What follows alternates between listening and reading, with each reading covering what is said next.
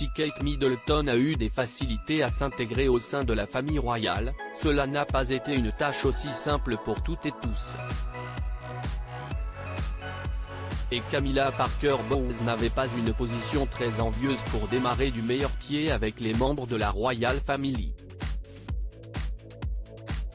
Maîtresse de Charles III pendant de nombreuses années, le passage à compagne officielle puis épouse a pris du temps.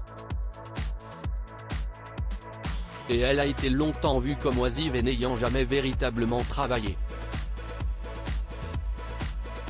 C'est ce que révèle Philippe Kyle dans son livre Charles III éditions Perrin. Camilla Parker Bowles, aujourd'hui reine consort, a toujours été un précieux soutien pour Charles.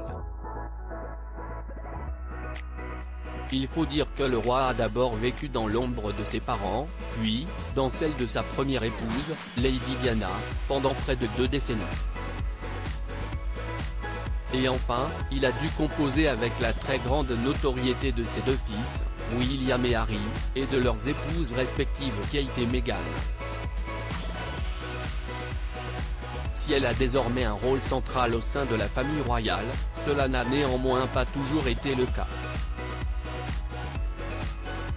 Auparavant, on la disait oisive, n'ayant jamais véritablement travaillé, écrit l'auteur.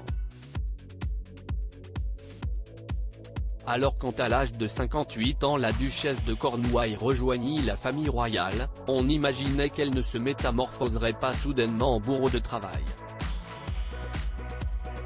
L'anti-Diana est pourtant.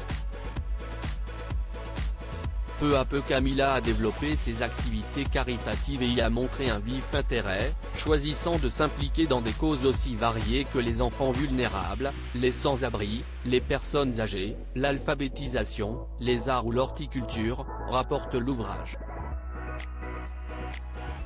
Et elle devient ainsi pour beaucoup l'anti-Diana, laissant Charles III briller enfin, en étant son plus grand soutien sans particulièrement attirer l'attention sur elle. Un avis, celui de Ben Elliott le neveu de la reine consort, qu'Elisabeth II devait probablement partager à la fin, comme le rappelle l'auteur.